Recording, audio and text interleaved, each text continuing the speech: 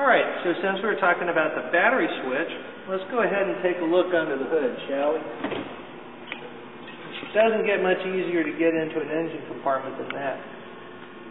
I realize that most people who buy boats don't necessarily work on their own boats.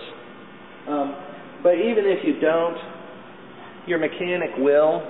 And the more time it takes your mechanic because there's no way to get around the motor, the more it's going to end up costing you. So save money and get a boat that has engine access. I'll point out some things here. Number one, notice how clean this boat is inside. This whole engine compartment is designed to be kept, to be easy to be kept clean, and no jagged edges. And you look at your wiring. Look how it's all inside wiring harness, zip looming. If you get under the hood, you go look at a bunch of boat brands.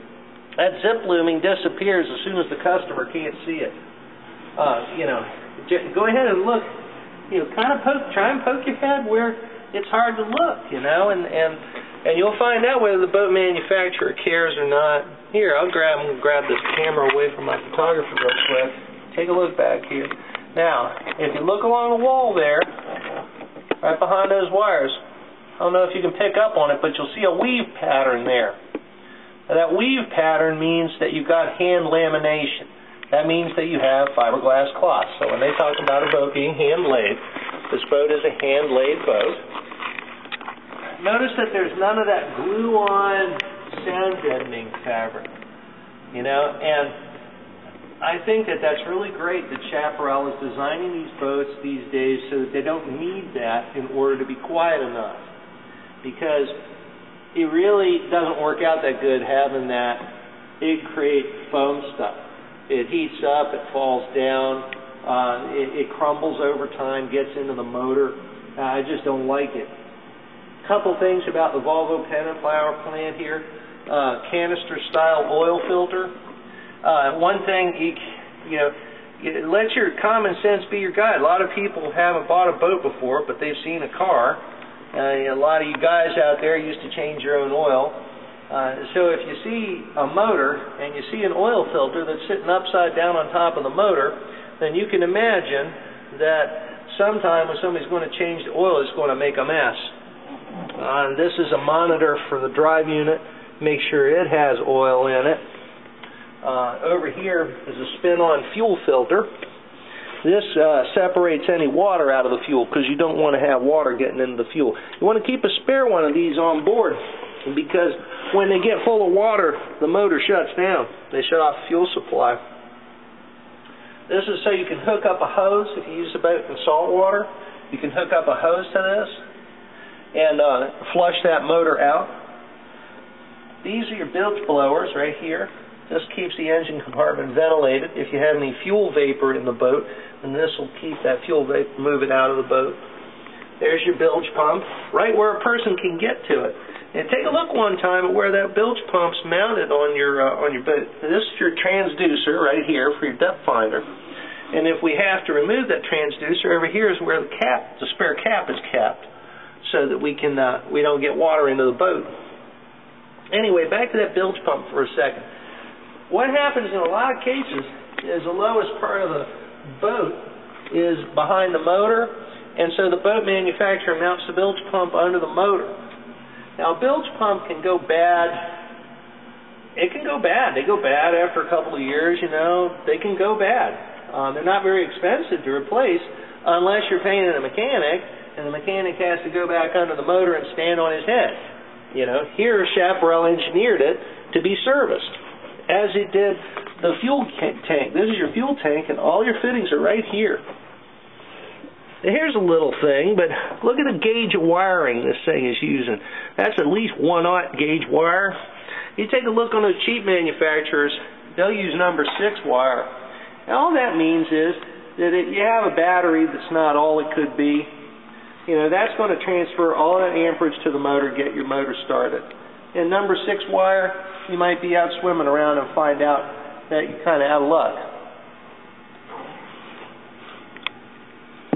Here's a little thing that a lot of manufacturers don't care about. If if you think you got fire back in that engine compartment, you don't want to lift this hatch. Not that you'd ever want to, not that you're going to assume you're going to have fire anyway, but you shoot your fire extinguishers through there. This is the table mount. You always want a side table mount instead of a floor table mount, because a floor table mount fills up with water. Look at your stainless steel scuppers instead of plastic ones that get dirty and awful. This is the thickest grade of carpeting used in boats. It has a rubber back on it, and notice even where they put the snaps, they put a little piece of plastic there that keeps that snap from pulling through your carpeting.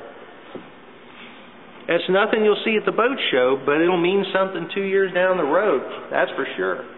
Now we'll get over here to the deck. I mean, look at your high quality speakers. There's your high quality Clarion speaker, Clarion remote.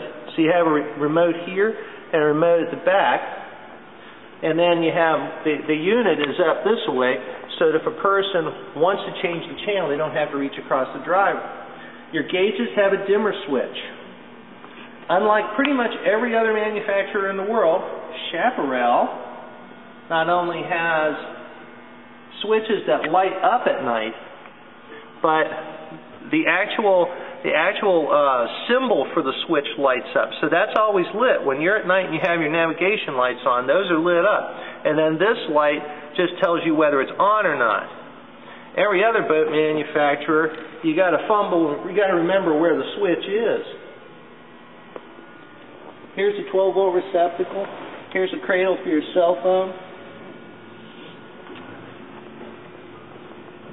Here's your walk-through door. Here's your stereo right here. Okay.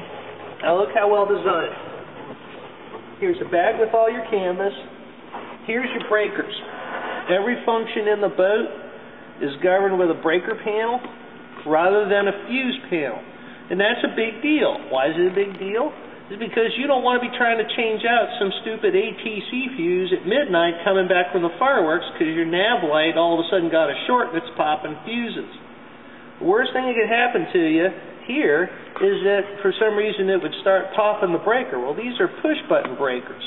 So all you have to do is run your hand along it and just press in on everything and you'll feel it reset and then you're good to go. Also, Chaparral puts a light over it. Now you watch, some of these boat manufacturers put that fuse panel all the way up under the dash. You got to get on your back like I am and look up, and you can't see it. And it's not just that it's something that rarely comes up, because other boat manufacturers will say, well, that rarely comes up. But think about the person that built the boat. What are they thinking? So when I see something like that in one spot, it makes me doubt the competency in other spots too. And there are some people that really think they're high-end boat manufacturers that do this, and it's inexcusable. Not in this century anyway. Here again, when you look back in here in a Chaparral, you can just see how all this wiring is routed so neatly and perfectly. Here, I'll grab this and give you a look. Okay, so here you go. So here's your push-button breaker panel here. Here's your light. Okay, and look how all this is wired up. I mean, it's clean in here. You know, make sure these boats. I personally